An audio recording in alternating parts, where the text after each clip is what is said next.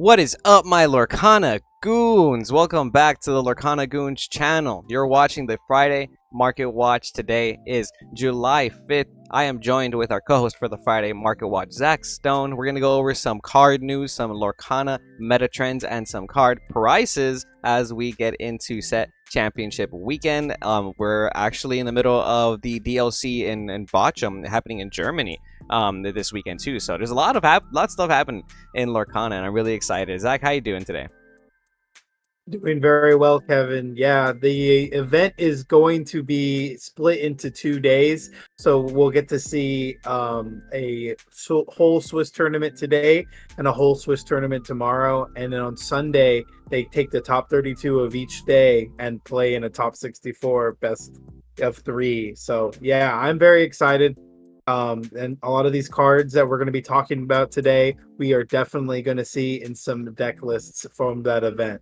Yeah, you can already see the live stream happening like right now. We're in Los Angeles, California, so obviously different time zones. So they've been playing since like the early hours of the morning. But yeah, so some of the cards we have today include Beast, Tragic Hero. A lot of the card prices this week are, I think, a little bit cheaper than they were last week. Last 2 weeks people were, I think, ordering a lot of cards because they wanted to have them at their doorstep by this weekend. So if there are some last minute cards you need for a set championship, you're gonna probably have to go to your LGS. But lowest verified for your Beast Tragic Hero is still $55, but we do have some lower listings for that if you want to go through unverified sellers. But they kind of bounced off that $60 range, which is nice to see if you're trying to save some money. Maybe this week might be a great week to pick up your Beast Tragic Heroes. And they also kind of bounced off that $100 range because we did see a sale for $100 on Monday, and it's not looking like that's going to happen again anytime soon. Lowest verified for a cold foil Beast is now $81.95 by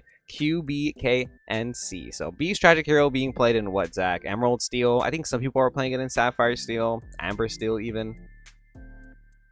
Yeah, the card definitely sees play in a number of steel decks. Some amethyst steel decks still play copies of Beast Tragic Hero too. You've seen this card come in and out of the format, but again, it has to be respected. Medusa or Zeus to answer Beast is pretty good. And again, it's just a card that if it's not answered, will just generate a lot of value. So yeah, the price point definitely makes sense. Diablo Devoted Herald is definitely a card too that, as we've seen, hit as high as around like $60. Looks like you can buy some today. Our lowest verified is closer to $47 on the higher up. You can go a little cheaper. I think the cold foils are also on more of their low end too. Again, this is just a card that is in every Emerald Steel or every Emerald Amethyst list. It's just by far a very, very powerful card. Cold foils are actually at $55 for your lowest verified, so I think it's a good time to pick up this card. What do you think, Kevin? Oh yeah, I think this card's better than Beast Tragic Hero. I think there's more Emerald decks running around in the meta right now than Steel decks. At least that's what it feels like. I think maybe the only reason this card isn't as expensive is because this is from the most recent set, so it probably just is a little bit more like out there and available. There's still a bunch of booster packs that need to be opened for Ursul's return too. I know we have like a box or two at the shop. So yeah, I think buying this card at this price is more than reasonable. It's not going to go any lower anytime soon, I don't think, and I feel like the sky's the limit for a card like Diablo. We saw Maleficent and Monstrous Dragon sell for as high as $120, Rapunzel $130 at one point when they were being used like that much in the meta, and I get the feeling that Diablo has that potential as well, right? The Robin Hood, Champion of Sherwood, another legendary staple that this price just always confuses me. It tends to be around this $45 mark, and the foils tend to be around the same price. Lowest verified is showing off cards for $45 with shipping included for a non-foil Robin Hood, and if you want a cold foil Robin Hood, there's only 19 listings actually, and they're going to be $10 more. So Rocky's MTG $55.23. This is pretty cool because I think last week when they were selling for $50 and the non-foils were selling for $49, we were just saying to get the foils, right? So now we can can see that the foil price has gone up at least by $5, while the non-foil has gone back down to 45. So now there's like a $10 difference, which is really cool. Rapunzel's kind of cooling off in price a little bit. Lowest verified is $38.95. They are still close to $40, but I do like bringing up this card because you can always find non-verified sellers selling this card for just a little bit less, so you can find them for closer to $35 if you want. Lowest verified for a cold foil is going to be LG cards for 67.70 with $1 shipping. So there's still about a $70 cold foil. Bell, strange but special. Lowest verified today is going to be $21.99 with shipping included. So no longer really in that $25 range, getting a little bit closer to 20. I feel like I'm not seeing as many Sapphire decks play this, at least not as much as it was last format. It almost feels like Tamatoa just does what Bell needs to do, but I think in Sapphire still you want to play at least 2 or 3 Bell. Being able to have that extra ink is really crucial. Being able to have that burst for 5 lore is pretty impactful, and sometimes you don't want to play too many aerial treasure collector because that card's uninkable. You know what I mean? So the cold foil bells are still going to be more than $50 today. Bobby MTG Pokehazy for $55 with $1 shipping. Not bad for a princess. Sisu Empowered Sibling. This card's still pretty cheap today. Lowest verified is only $16.64. I've been seeing people play 2 to 3 of copies of these, sometimes even 4 copies of these in their Ruby Sapphire decks. After that, they kind of stay within that less than $20 range on the first page, so that's pretty cheap in my opinion. And cold foils today are going to be as low as, oh my gosh, they're going to be as low as $23. They're really cheap today. What the heck? $23 with $1 shipping. What do you think of that, Zach? This is a good time to pick these up if you've been waiting. I've seen a lot of people spend almost $30 on this card before, just near closer to the release. It's kind of back down to its original price, though. I think it started off as around like $16 and then basically doubled within a week. And not too many people are getting rid of this card. I can even, mention that this is just a very low quantity card I have available in my own inventory. I just have my copies that I would potentially play with, which are foils. However, the card's definitely on more of a decline. I couldn't really explain why. And there's also 90 listings, which I thought was pretty interesting. The Yen Sid is a very, very unique card. I haven't seen too many broom decks come out, so to see it still at this price of like $12 is pretty interesting. I'm curious to why it's still like maintaining a pretty fair price point. Cold foils are not too much more, and Kevin and I will always preach that if it's not double the price, then you might as well pick up the cold foils, especially just being like around $4 more. This is just a card that has only potential to go up when they release more one-drop brooms. Kevin, have you run into any NSIDs at local game stores?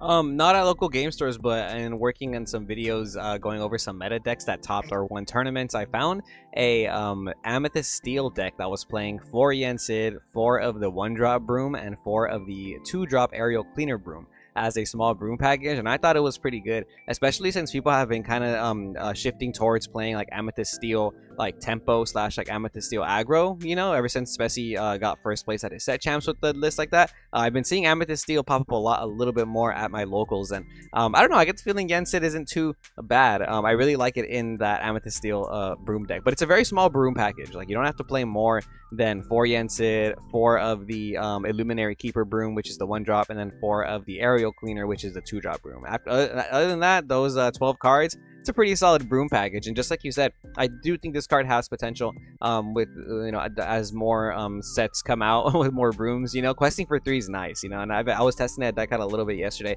when working on that video, so go watch that video because it just dropped this morning as well, if you want to learn more about the meta decks and like what decks to play for set championships, right?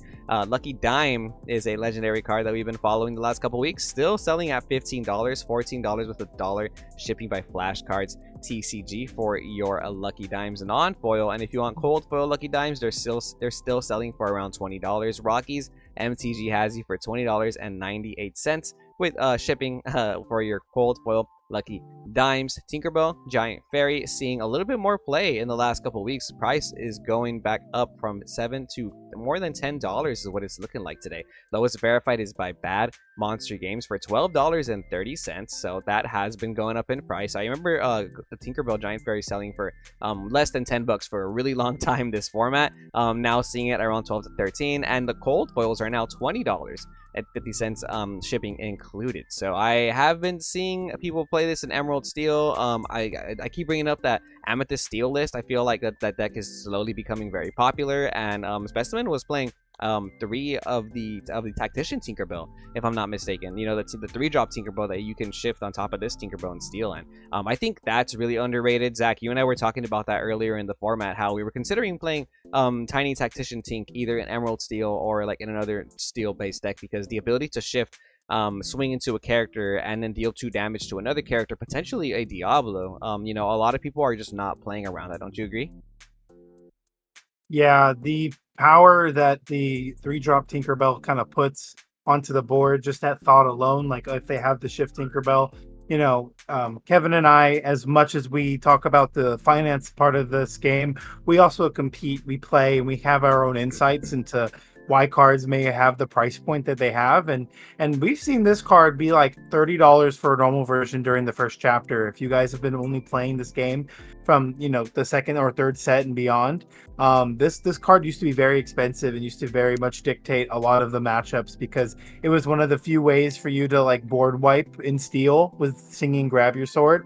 And we're seeing time and time again that this card comes in and out of the format. So you might be in your better interest of picking up like foil versions more sooner than later. We've seen foils be as cheap as $15 within the beginning of the year, and you can even tell on the market price. You know, like the lowest listed is a little bit higher than the market price at some points in the history. So it's always something to consider. This Tamatoa So Shiny right now is around like $8, I would say. There is a few listings on the verified side of the sellers, and I'm sure the cold foils are around like $22, $23. So this is a card that has had hyped up prices, but I think it's more well deserved, being the strongest card in the Ruby Sapphire deck being the win condition for the deck.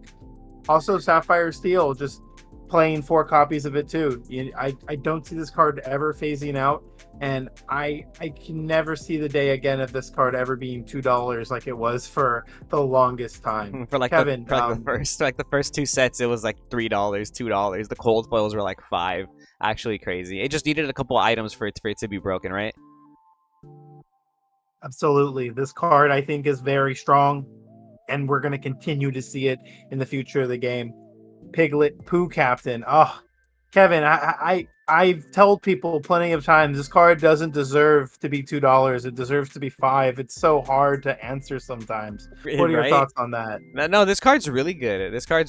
We've been seeing a lot of people play this in Amber Steel Song as a way to have a little bit more of an aggressive start against Sapphire decks. And I've heard people make the argument like this card's not good in that deck because it means that you're already at an advantage, but really it's a card that just benefits off of your tempo, right? And if you're playing against a Sapphire deck or a slow deck, or even like an Emerald Steel deck when you're starting off with Cinderellas and Storm Rage on and stuff like that, you can capitalize on the extra tempo you're getting and play this Piglet and start questing for 3 back to back to back. By the time you play your Sleepy's Flutes, you're going to be able to close the game out even quicker because you're going to be closer to that finish line. I think this card's really good. I was sleeping on it for a really long time. This card and Lawrence. I think Lawrence is really good too in Amber Steel. I think Lawrence is like a common or an uncommon, so it's pennies. So we're not going to go over it on the Market Watch, but a lot of people have been shifting to playing this Piglet Pooh Pirate Captain, and the cold foils are around $5, $3.50 with the $1.22 shipping. The non-foils are, like you said, a little bit less, around $2, 66 cents with the $1.22 shipping. After that, though, it's $1.99 with the $1.22 shipping.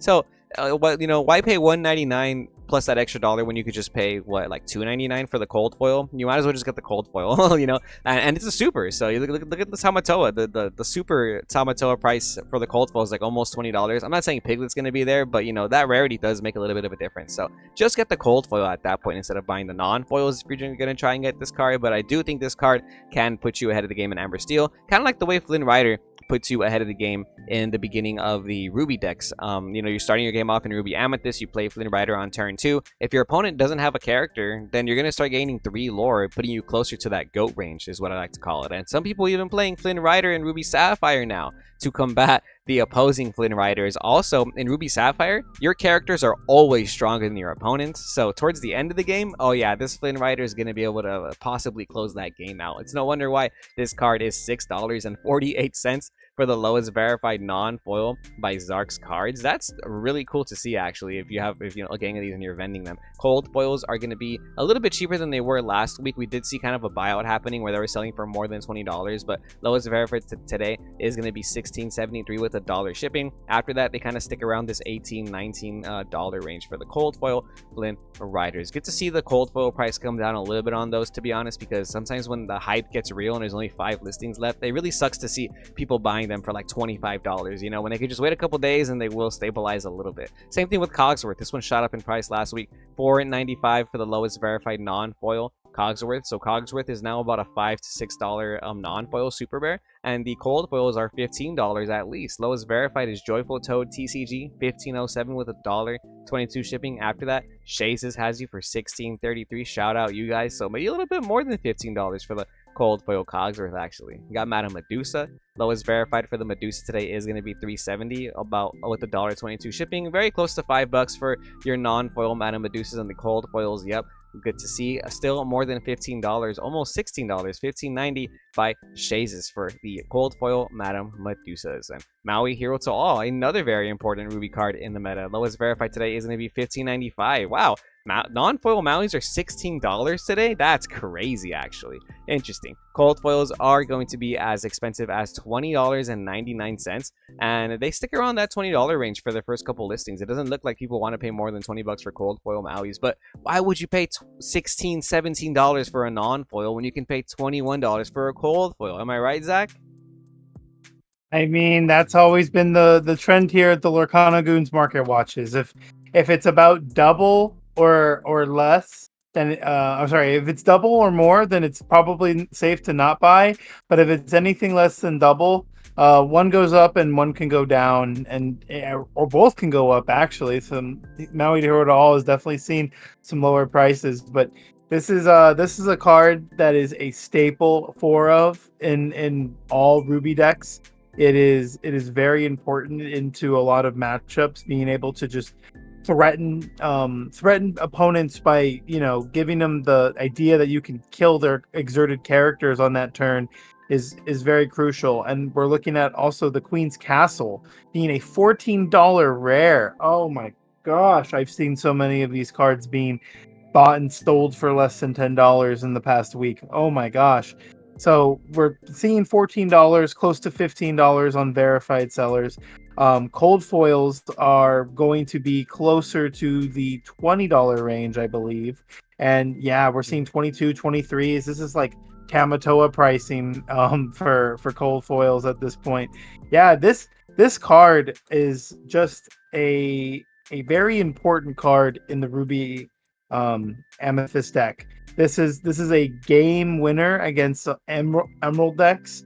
It kind of puts them on better have Zeus, or they're not going to be able to answer it, and it's going to gain too much lore for them to, with all the cards that they will draw off of Diablo, it won't really matter because you're winning the race. And again, this game is won when you reach 20 lore.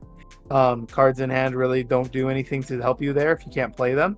So yeah, this card is we're not going to see it leave for a long time. And I know Kevin is a Ruby Amethyst enjoyer himself. Yes. So. Oh yeah, yeah. I appreciate a good Amethyst deck. Ruby Amethyst or Emerald Amethyst is what I've been on this format. And yeah, it just took the words right out of my mouth, man. Queen's Castle. It's a card you want to have against the Bucky matchup for sure. It's not just that matchup. It's like almost every deck in the format has a tough time dealing with locations at some point in the game state. And like, I think the Queen's Castle is very good because you can like play it in a simplified game state and it can potentially just win you the game, like in my opinion. And it's, yeah, and you could even sometimes play it on turn 4 and it could potentially win you the game.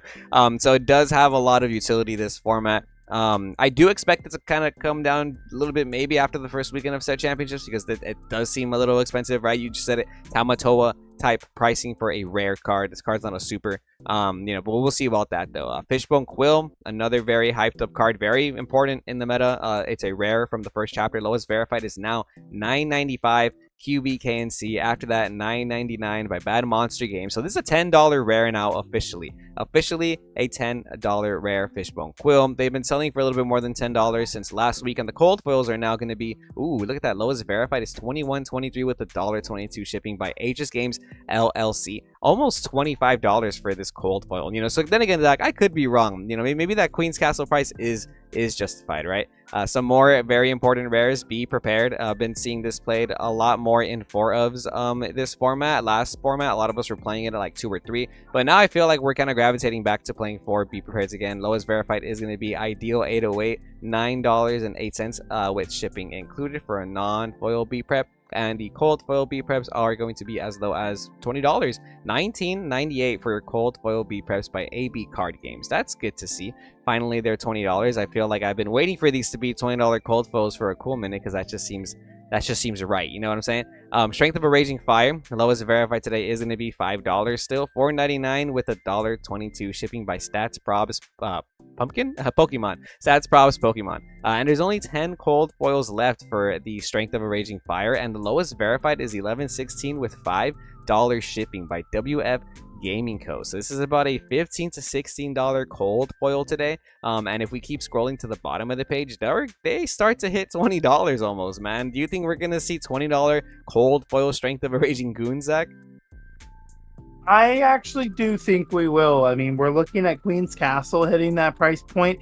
I personally think that those prices are more accurate than not. I wouldn't be surprised if they even jump to $25, because again, these are cards you see being played as a 4 of in multiple color combinations using this one color, and we're seeing it in Emerald Steel as a 4 of, we're seeing it in Amethyst Steel. Well, this card does not leave the meta, and it's a very fair and well designed card in my opinion. So it can only just improve as most of the meta shapes up, and having just that utility answer to just even kill strong characters. Ursula can sing this twice, and it could take out a Tamatoa if you have 4 characters on the board. Yeah. So this card is very, very good.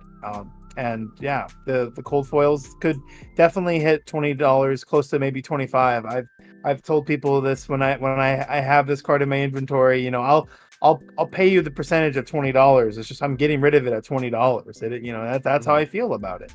No, yeah, it's a really good card. Exactly what you said. It's one of the few cards in Steel that lets you eliminate like big threats. Zeus is like that card because it'll deal 5 damage, right? But potentially Strength of a Raging Fire can deal more damage than Zeus. Like, how often are you really gonna have like 6-7 characters on board, right? But comboing it off with stuff like Ursa the Deceiver, I've also seen it twice. Very powerful, very crucial. And you said it yourself, you can play this in Emerald Steel, Sapphire Steel, Amethyst Steel, Amber Steel. There's like a bunch of decks that can actually play this. It's pretty cool. I think Steel is probably one of the more versatile colors, actually. Sisu, Emboldened Warrior. Lowest verified for the non-foil Sisu is going to be $4.50 with $1.22 shipping. So that's pretty cool. If you pull those from your booster packs, you can keep those in your binder. It's about a $6 to $7 rare. And the cold foils are still $10. XD Pokeshop, lowest verified. That's pretty cheap in my opinion. I'd rather just pay $10 for a cold foil than $7 for a non-foil. It's $3 more. You know what I mean? Flavorshim, lowest verified today is going to be $2.74 with $1.22 shipping by Zark's Cards. They got 12 of them for you. So you can easily get all of your Flavorshims from one person today for a little bit less than $4. Not bad, actually. Not bad at all. This card obviously a staple in Sapphire decks, never going to go away. So maybe you want to get some cold foils if you want to have hollow cards for the future. Lowest verified for the cold foil Flavor Flavs are QBKNC. They have it for 18.85 today. Shazes has it for 18.95 right after that. So a little bit less than $20 for a cold foil Flavor Fave. I want to go over Merlin Rabbit because Merlin Rabbit is starting to pick up in price as well. We've seen Madam and Fox go all shoot up to as high as like a $6 rare and like a $20 cold foil, and now Merlin Rabbit is starting to kind of play catch up as another rare from the starter deck. Lowest verified is $3.90 with $1.22 shipping by QB KNC. And if you want a cold foil Merlin Rabbit, there's only 10 listings left today. Lowest verified is now $19.95 by AB Card Games. After that, it jumps to $21.45 by QBKNC. Look at this, Zach. Merlin Rabbit, $20 cold foil now, and it's starting to pick up. There were like $10 to $15 cold foils like a month ago, and now I'm mad. I'm mad I didn't hollow out my Ruby Amethyst deck because I really like Ruby Amethyst. You know, you are mad and I am happy because my whole Ruby Amethyst deck is all foil. Wow. I made a mistake of selling a whole deck, and then not to shame anyone for feeling bad in that way, but I feel like I made a mistake because even though I wasn't playing the deck, I can never doubt Old Reliable, Yeah. and it's always gonna come creeping its way back into metas. This is this is a card that I was noticing going on the upward trend. It was actually selling. I was selling them for $4 the last show. So now reconsidering, where I feel like on these prices and the cold foils, man. Oh, I'm very happy that I own this all, and I wasn't burdened to having to pay these prices again. These prices make sense. I'm not trying to shame that these prices are too high in any way. These prices make sense. It's it's one of those things that I always tell people, get the foils if you really plan on going long term in this game. Just get them in almost immediately. This card has been seen like $6, $7, and even then I thought I was like, wow, that's pretty pricey. But now I'm seeing $20 foils.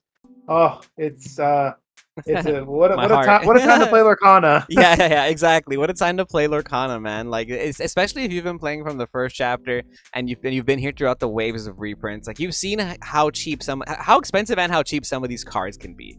And like now that the game is like well known, we have premier events. The market is like very stable. Like, there's so many players foiling out their deck, joining the Lorcana community.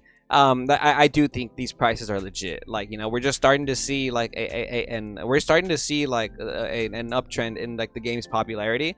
And yeah, I regret not having foil staples before the hype, because now basically now that the game is mainstream, everyone took the foil staples from us if we didn't buy them. So some pretty cool cards you can combo off with Merlin and Rabbit, by the way. Be King Undisputed, a 4-cost song that you can sing with your Merlin Rabbit and Ruby Amethyst. This card definitely undervalued. Well, not anymore. Last week I think it was undervalued because they were selling for as low as $2 to $3 for the cold foils. Today the cold foils lowest verified is $6.97 now, so it's about a $7 cold foil. Very much justified indeed right there for your Be King Undisputed. Even the non-foils are like $2 to $3 now, so make sure to get those before those go up in price. Chernobog followers, the non-foils are still selling for more than $1, so you probably have to pay like $1 or $2 for your non-foil Chernobog followers. And the cold foils, don't even get me started, only 15 listings. They're $6.99 each for this uncommon Chernobog followers. Love to see that. Some other cool uncommons that we like to follow on the market watch are Ursula Deceiver. Kind of chilling out. After last week's hype, it did kind of bounce off like a $6 range, but lowest verified today is going to be $3.99 with $1.22 shipping for your cold foil Ursula Deceiver. After that, the next listing is $4.29, so it's about still $5 cold foil, which is nice for an uncommon. Some pretty cool underrated cards. Bell Accomplished Mystic. I think this card's kind of slept on. After seeing people play this in Amethyst Steel, I think it has a lot of potential, if not this format, in future formats, right? They're still really cheap. They have been going up in price just a little bit because we did see Specimen play this in his set championship winning deck. Lowest verified is going to be $1.60 with $1.22 shipping, but after that, it jumps up to $2.83 with $1.22 shipping. So it's about a $4 cold foil. Let's say $3 cold foil. Zach, what do you think about Bell Accomplished Mystic? I have mixed feelings on this card. Not that I think that this card isn't good in any way. I just think that this card just requires a certain deck design in order to really, I believe get the most out of it. Characters like the Wounded Beast and Mother Gothel can probably work really well with this card, being able to move those damage counters onto opposing characters. It might be more of a challenge to damage your own characters otherwise. But again, it's a card that just requires a little bit more setup to have. And if you're building your deck around that theme, then I think it's going to be more efficient, or it's going to work, I would call it. It does have the magic number of 4 stat, 4 and 4. Mhm. So it's just a character that just can't be answered by Brawl or Medusa. It has that number 4, that magic 4 is what Kevin and I like to call it. So it doesn't seem too bad as a body after you get this effect to go off, and it is shiftable. So we could see some plays with Morph if you play Emerald Amethyst. Yeah. I haven't seen anybody play this yet on me though, so I just don't know how I feel about this card in terms of its diversity. What were you gonna say, Kevin? It's a Floodborn for Bucky and for the Blue Fairy, so if you need an extra Floodborn in your deck, this is another option. If we ever do get a 1-drop bell or a 2-drop bell that we've been begging for since the second booster set, then this card will be, I think, just as good. And like you said, when we get more synergy with like characters that come in damaged or other abilities to move damage counters around, then maybe this character might be a little bit better. But for now, it's only about a $2 to $3 cold foil. I say why not add it to your collection if you ever see it in someone's trade binder. That's for sure a card, like if I'm going through someone's trades and I see it, I'm going to start picking them up, Popsicle, I want to go over Popsicle because we did see this kind of selling out last week. There was only a couple listings, and lowest verified today is now going to be $6.66 by Shazes for shipping included for a cold foil Popsicle. After that, $5.20 with $2 shipping by Ryzen Phoenix TCG. So still about $6 to $7 for your cold foil Popsicles, which is a common, by the way. Merlin Goat been going up in price for the cold foils. They used to be around $5 for the cold foils, but now lowest verified is $7.47 by Play to Win Games. So no longer in that $5 range for a cold foil goat. Even these are going up in price now. All the cold foils, man. One jump ahead. This was one of the cold foils that really shot up in price and had somewhat of a buyout, and we've just been seeing it kind of crash since the buyout. They were selling for around $20 that one day. Remember, guys, it was actually just ridiculous, and that's why I always like to wait past the hype, because as of today, there's 53 listings now. Lowest verified is Mox Valley Games for $7, shipping included. So $7 seems a lot more reasonable, for this cold foil uncommon one jump ahead, right? Maleficent biding your time. I've been seeing a lot of sales movement this weekend because people are playing it in that amethyst steel aggro deck. You can combo this off with snakes to bounce it back so it's not ready, etc, etc. So lowest verified is going to be $4.72 with $1.22 shipping by Mad City Collector for a cold foil Maleficent biding her time. Almost $5 or $6 for this cold foil, which is nice to see. Some other cool rares that are cold foil that are still kind of expensive. Flyn Rider, his own biggest fan. Lowest verifieds are now almost $7, $6.48 shipping included by the Waifu Company. After that, the next listing is $6.80 and $6.99. So it's close to a $7 cold foil now. This card, it's crazy to see how this cold foil, same thing. It was like $1.50, and now they're like $5-6. You know what I mean? So if you were like picking these up, you have a bunch of them in your binder, like that stonks right there, right? Most definitely. This his own biggest fan, and he's making sure he's climbing the way up in the market for sure. I don't know how much play this card will have. I'm curious to see if the Emerald Steel lists that will do well at Botcham are including this card, but it seems to always kind of make its way into the Emerald Steel lists, and as well as the Aladdin Brave Rescuer.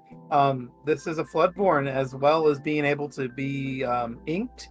Its ability isn't even bad, and cold foils we're seeing being around like $3, I would say. If you're having to pay around $3, that sounds about right. $4 and anymore, you're I don't think you're paying the most fair price, but we only see 43 listings, and that's something that I like to mention, is that the amount of listings really does impact what price point I'd even sell cards at. Again, everyone wants to foil out their decks, and everyone wants to foil staples. I've come to learn that some people, they tend to just buy them no matter what. They look at the price, they say, I just want it. I will pay whatever they need to pay. and you may be in a position to do that, and you may not be. That's why I always tell people just to kind of pick up the foils while they're cheap. Pick up the foils as soon as you can.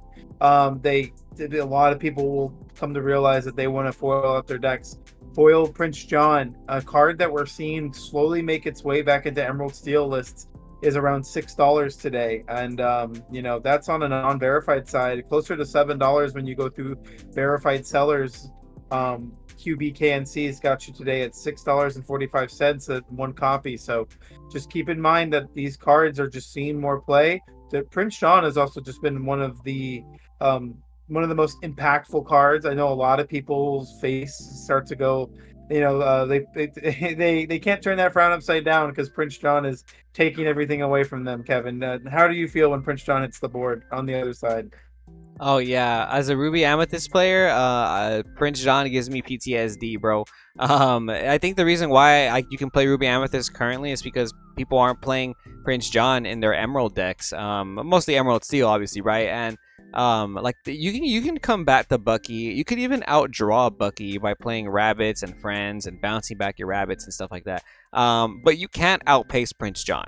Like it's crazy to me how players are not playing Ursula on turn 3, Prince John on turn 4, singing Sudden Chill. Like, that combo is so crazy. Like, I don't care how good Bucky discard is, that combo is just so crazy. Obviously, Brawl. So, Brawl, it's funny because how the inclusion of Brawl into the meta, like, I think that's the reason why people drifted away from playing Prince John with that combo, because naturally, when you play Prince John, you probably want to play that combo with it, so you can capitalize on the ability to discard. So people kind of drifted away because Brawl is such a popular card. People are playing 4 of it, but people are already using their Brawl on your Diablos. They're using it on, a bunch of other cards in your Emerald decks, especially if you're questing in the early game. Like when we were playing, Zach, I played Diablo and Ursula Deceiver of All in the same turn because I told myself, well, now you got to pick which one you want to brawl. So good luck, buddy. Which one are you gonna brawl? But the point is though that, like, I don't know how people are not playing this card, because that extra pressure that Prince John adds by drawing every single time and potentially questing for 2, I think is what makes Emerald potentially tier 0. But again, it just depends on the meta and the format and the people are playing. So I probably still won't play Emerald for any big tournaments just because not my favorite deck to play. I do want to go over the first chapter booster boxes before we call it a day. Now that we're done with the meta cards, I have been seeing these sell for still less than $250, which is pretty surprising. But there are 42 listings available, and a bunch of sellers have more than one available. So lowest verified today is going to be $238.99 for the first chapter booster boxes. And if you want the first chapter troves, they're still selling for around, they're still listed for around $300. The most recent sale is on June 30th for $324. The reason I bring this up is because we actually got some news here that we're gonna have the first chapter available at Gen Con. So this is directly from the Disney Lorcana Twitter right here, and it's from their website that had information about Gen Con, and it says there's going to be exclusive products. A very limited number of the first chapter gift sets and troves will be available daily. So Gen Con is a multiple day event, purchase limit of 1 each per person. So obviously, it's not going to be that many, and it's going to be hard to acquire. You're going to have your ticket to Gen Con, you're going to have to line up, and you're going to have to go each day. But I do get the feeling that it might mess with the pricing of the first chapters troves that we've been seeing lately. Maybe they'll come down to $200 then. Point that I'm making is, though, there is going to be more in circulation. I don't know. Do we know if it's a restock? We don't know. Point is, though, there's more in circulation. It could have been a reprint. They just didn't say anything, though. So that can make an impact on the price the same way everything has been impacting the price lately. First chapter Enchanteds are coming down in price. Zach, what's going on? What's going on is that they're going down in price. There's not a way to better describe it. The Elsa, is the chase out of the first chapter, and we're looking at around $840, $860, close to $900 though. There's not too many listings that are trying to spare, that extra $50 to $100, but consistently around $1,000 is what we see, more of the median, I would like to call it. But they're not selling at that price. They haven't sold at that price point in about a month. So if you're trying to get your Elsa sold, you're going to have to go down less than 1,000. Again, they're just not selling at that price point as we're looking here on TCG Player. Keep in mind, guys, that this history can go back down pretty far, and you do get a lot of information because that does kind of show you that like the prices of when they sell and how much they've sold for. You can even tell like how often they sell, and that's another important thing to consider, is that when they don't sell as often, that just means that the market for it is more. A lot of people that want this card own this card already, and they're not too many people are looking to acquire it now. So it's a card that I've actually had a couple people ask if I was interested in buying in at the Frankenstein's booth. Really? And I politely declined. I said I'm just not interested right now, and even if I were to make an offer, it's just I'd rather withhold any offers that I don't feel like are fair, especially when something like an Elsa has come by. It's like, the price point is what it is, but it's just not a safe buy to pay a high percentage on. And I usually just decline on offering when I know I'm not willing to pay high on things. And that's just something that I personally do. A lot of other vendors, so everybody else has their own way of buying, and that is totally fine. But I prefer to buy more of the current meta cards, I would like to say. So the Enchanteds are also good pickups too, but the Elsa's too expensive for me to want to put too much money into. Yeah, you don't want to like lowball or disrespect anybody and offer them like $500 on an Elsa or something. But I get what you're saying, like, because with the way the Enchanted and the Enchanted market's been pretty volatile. Elsa in particular has been very volatile. In general though, I don't know if I would, like, if I had this and like I bought it for like 1,000, I don't know if I would sell it at this price. Even if I bought it at like 500, I don't think I'd sell it at this price personally. Like, I feel like it's a panic. Like you'd be panicking if you did that. Just give it a year.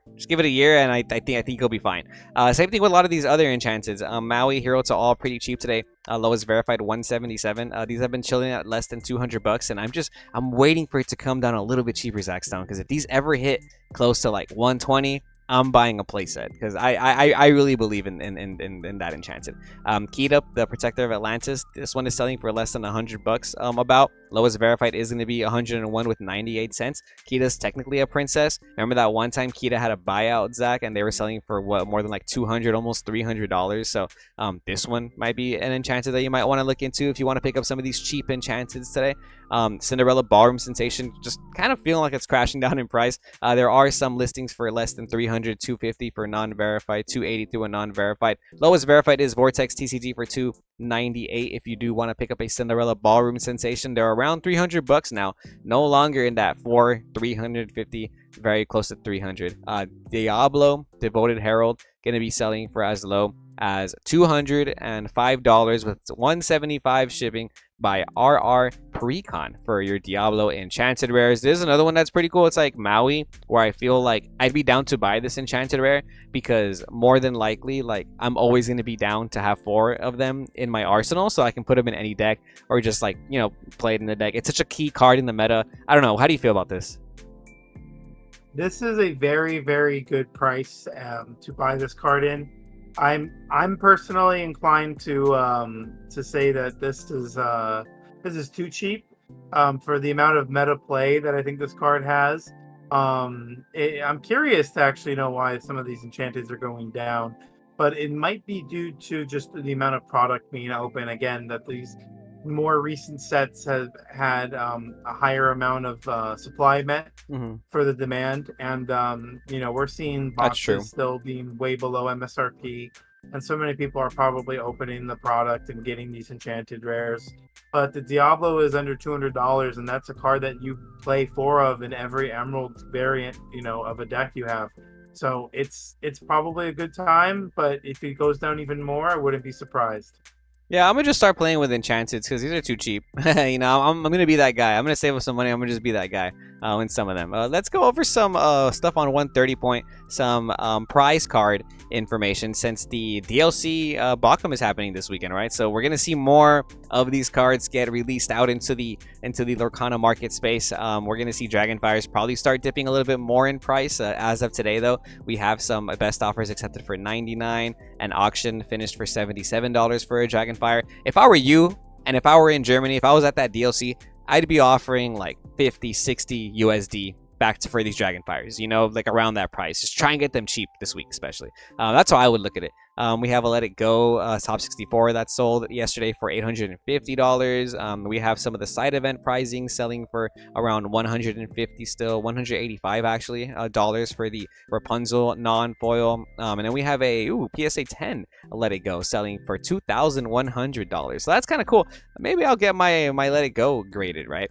And yeah, then other than that, the only most recent sale is the one we went over last Monday. This is the Rapunzel that sold for $4,000. The top cut price for the Rapunzel, $4,000. So if you make top 16, potentially can make around $3,000 to $4,000 right there at the Lorcana challenges. Cinderella's, yeah, no real updates for Cinderella just yet. Most recent comp for the mat is still $850, and a PSA 10 non-foil prize side event promo did sell for $350, so that's kind of neat. And yeah, it's pretty much it. Other than that, some more recent Enchanteds, PSAs Enchanteds selling on 130 point. We have a Cinderella PSA 10 selling for $650. We have a PSA 9 Stitch selling for $300. We have an Elsa Spirit of Winter PSA 10 selling for $2,199. That's interesting. So the PSA 10 Elsas are still selling for a little bit more than $2,000.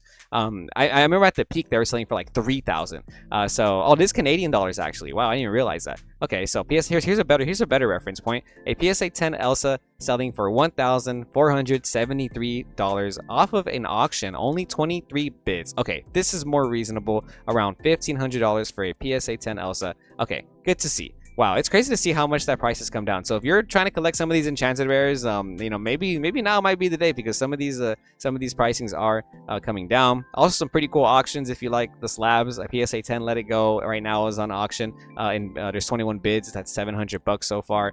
Oh my gosh! By the way, there's a CGC Golden 10 Mickey that's on eBay today. That's kind of cool. $85,000 is the best offer if you want to pick up a CGC 10 Golden Mickey serialized. It's 264 out of 500. Zach, what do you think of this? Ooh. Well, I'm curious to know whose Mickey this was, but it is a pristine 10 graded from a grading company that I would like to say that isn't one of the top two. I don't know if there's a big three for grading companies. I familiarize myself more with PSA and Beckett. So again, I think grading companies and the choices that people have when they tend to acquire the cards from, or graded cards per se, is more of a preference. However, I don't think we can deny that like there is more of like the common thought that like Beckett subgrades and getting the subgradings as well kind of help Beckett in that sense. PSA, and this is also something that I've kind of noticed, is that depends on what is the type of cards being graded. I come to learn that like PSA is really good for like Pokemon and sports cards, and for Yu-Gi-Oh! And Magic tends to lean more towards Beckett. And so if Disney Lorcana leans more towards CGC, that'd be interesting. And again, this is all just a preference on what you choose to get for grading. I'm not too fond of grading myself, but I can't deny that there is a market for it. Oh yeah, man. Every time I see this, I think to myself, I was one match away, and I'm gonna keep trying and trying again, and we will eventually be able to do this ourselves and get a Mickey. If you do win a Mickey at the DLCs, I highly recommend you guys get them graded, because they've been coming back 9.5s, 10s, etc., etc. So that's kind of cool. But before we call it a day, Zach, I do want to go over some of these card reveals that we just got announced. It's actually just one card reveal from today. It's Invited to the Ball. It's a 2-ink uninkable action that says reveal the top 2 cards of your deck. Put revealed character cards into your hand. Put the rest on the bottom of your deck in any order. Okay, so potentially add 2 characters from the top of your deck to your hand, right? So that's kind of like a Friends on the other side. What do you think? Well, I think that this card can make its way into like Amber Amethyst aggro decks. Finding cheap characters that you can just kind of play immediately when you find them, that allows you to really work with the deck's unique play style, just having a lot of more of a weenie rush strategy. It is a card that could potentially get no value at all if you reveal 2 non-character cards. You essentially have wasted 2 ink to just organize your deck a little bit differently. And that is the risk you take playing this card. But I don't see people just playing like an all character deck and just playing 4 copies of this. It might still run like a little bit of a risk. However, your odds are definitely decreased there, and wouldn't be able to give you the math at all. But it's definitely something that I could see being used in those strategies. I don't think it's going to impact any markets or prices for any cards today.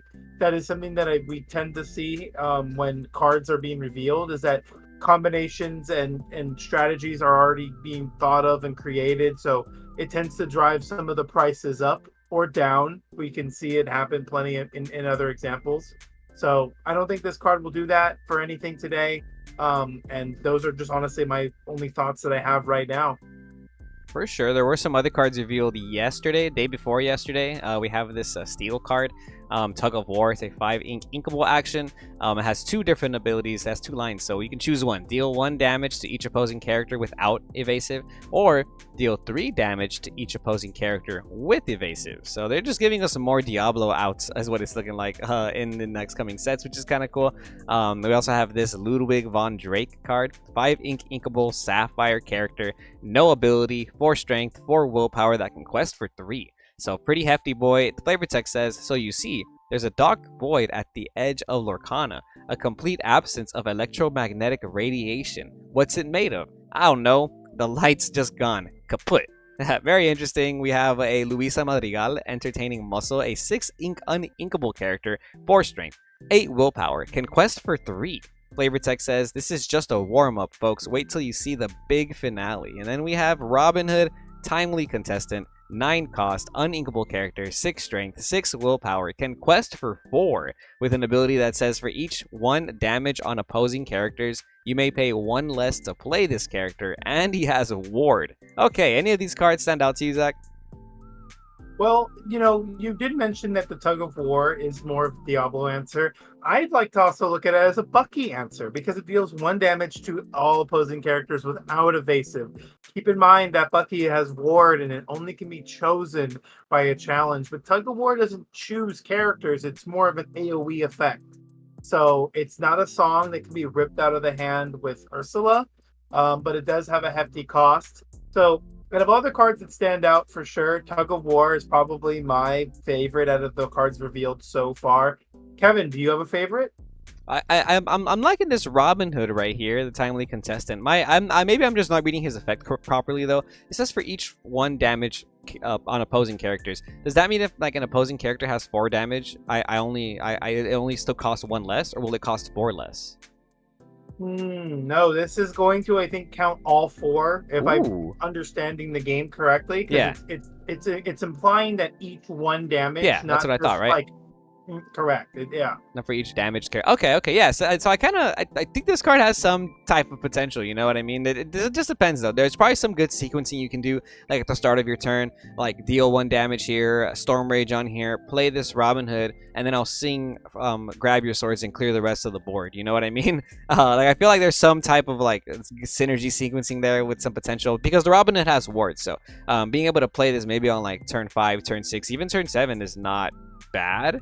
And if you play this on like turn 6, that means your opponent has at least 3 damage characters, or at least 1 character with 3 damage on it. So I don't know. I think this card has potential. It also sounds like this card single-handedly can stop Ruby Amber decks when they come in with like Mulans and Mother Gothels and beasts that are damaged already. Because then you could just play these, because they're gonna have like, it's gonna be super cheap at that point, right? Imagine your opponent plays that beast that has 4 damage on it. This is gonna cost 5.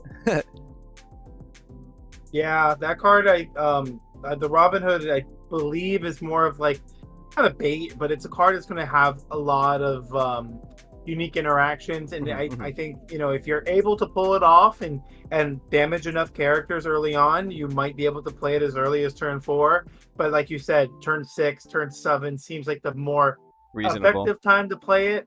Yeah, you're not going to have too many opportunities to damage that many characters. Your opponent would have to go pretty wide with like some 1/3s and some 2/3s, and eventually you having the opportunity to damage all those characters with 2 damage each is the only way to get it down to like 3. And if you're able to do that over the course of a few turns, then you're able to play it that early. But it doesn't seem like you're going to pull that off that soon.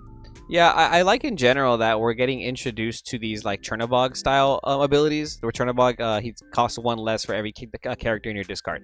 We have Kristoff, that's gonna cost one less for every like song you play or something in your discard. And then we have this Robin Hood, he'll cost one less for every each one damage on the opposing side. So maybe we'll start seeing more characters like this in other colors in the future. But until then, remember, guys, stay tuned to Lorcana Goons. You've been watching the Friday weekly market watch. We do these every Monday and Friday. Monday, we do a short version. Friday, I'm with Zach Stone. We do the long version. So we really do appreciate you sticking around and hearing us yap. So, Zach, you have any final words before we call it a day?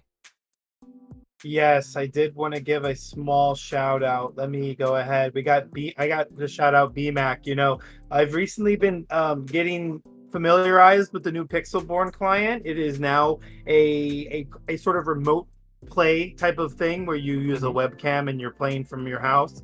So shout outs to BMAC. We met up on the queue and got to talking a little bit. And anybody that honestly I get to meet through this client, just I really always appreciate the support. Kevin, I can't even tell you that like three people that I played when I kind of get to know my opponents and I ask them if they watch any YouTube channels. When I tell them, I'm Zach and I know Kevin, and they start to go, oh my gosh, like I'm gonna tell my friends right now that I'm actually playing against you. So yeah, shout outs to anybody that I meet over the Pixelborn server, and kudos to you guys too for keeping the competitive game or competitive part of this game alive. As much as I like these cards and I like to own them for inventory and business purposes, I'm a more competitive player at heart. So shout outs to all you guys. Heck yeah. Thank you, guys. Remember, come back next week for more. Like, comment, and subscribe if you're a Lorcana Goon, and we'll see you Goons next time. And shout out to everyone that we'll see at Fort Worth or any of these set championships coming up.